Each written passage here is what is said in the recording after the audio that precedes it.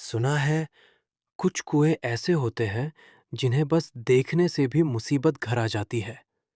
और ये कहानी ऐसे ही एक कुएं की है, नागमाई के कुएं की, जहां रात को किसी औरत की सांसें सुनी जाती हैं। और इस गांव में एक लड़के ने उसे सच में जगा दिया था। ये कहानी है बिजासनपुर गांव की, एक शांत सा गांव, लेकिन इसके बीचों बीच एक पुराना टूटा हुआ पत्थरों से भरा कुआं था। लोग उसे कहते थे नागमाई का कुआं। गांव वाले डर के मारे उसकी तरफ देखते भी नहीं थे। कहते थे रात को उसके पास मत जाना, नहीं तो वो बुला लेगी। गांव में ही एक लड़का रहता था, हीरेश, 19 साल का, जिद्दी और भूत प्रेत पर बिल्कुल भरोसा नहीं।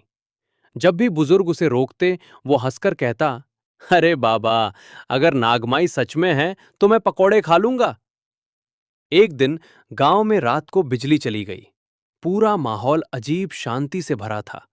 इसी रात हिरेश अपने दोस्तों को कहता है, चलो आज कुएं से पानी भरकर लाते हैं, सबको बता देंगे कि नागमाई जैसी कोई चीज नहीं। दोस्त डर जाते हैं, लेकिन हिरेश जिद पर अड़ जाता है। रात के 12 बजे दिल में बहादुरी लेकर हिरेश अकेला निकल पड़ता है। रास्ता सुनसान, कुत्ते अचानक चुप, हवा भी रुक गई थी, जैसे पूरा गांव उसे देख रहा हो।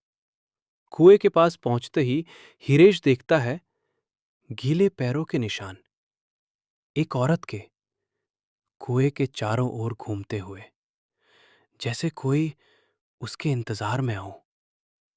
हिरेश पानी भरने के लिए बाल्टी छोड़ता है, और तभी कुएं के अंदर से एक आवाज आती है, कौन मेरे कुएं में हाथ डाल रहा है? हिरेश जम जाता है। आवाज और करीब आती है, कौन मुझे बुला रहा है? अचानक पानी अपने आप ऊपर उठने लगता है, और पानी की परछाई में एक चेहरा, पीली आंखें, लंबे गीले बाल, जैसे सीधे आपकी तरफ देख रहा हो। फिर धीरे धीरे पानी से एक औरत बाहर निकलती है, नागमाई, आधा इंसान आधा सांप जैसा चेहरा। वो कहती है, कई सालों से कोई मुझे नहीं बुलाता, तुम क्यों आए? हिरेश कांपते हुए बोलता है, मैं बस पानी लेने आया था। वो मुस्कुराती है, एक ऐसी मुस्कान जो किसी को भी पागल कर दे। जो मुझे नहीं मानते, मैं पहले उन्हीं के पास आती हूँ। हिरेश भागने लगता है, लेकिन नागमाई उसके पीछे हवा की तरफ फिसलती हुई आती है। उसकी चाल की आवाज टप टप टप, धीरे धीरे करीब।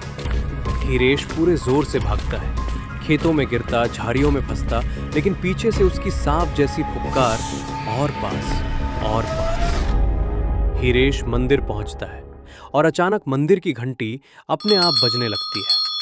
नागमाई वहीं रुक जाती है, जैसे किसी अदृश्य दीवार से टकरा गई हो। वो गुर्राती है, बच गया तू, पर याद रखना, कुएं को मत भूलना, क्योंकि मैं याद रखती हूं। और धुएं में बदलकर गायब हो जाती है। सुबह गांव वाले उसे बेहोश पाते हैं। उसके पैरों पर नीले निशान होते हैं, जैसे किसी ठंडी उंगलियों ने कसकर पकड़ा हो। उस दिन से हिरेश रात को नींद में बोलता है, कुआं मुझे बुला रहा है। और आज तक गांव वाले उस कुएं के पास नहीं जाते, क्योंकि नागमाई, जिसे आप नहीं मानते, वो पहले उसी को बुलाती है।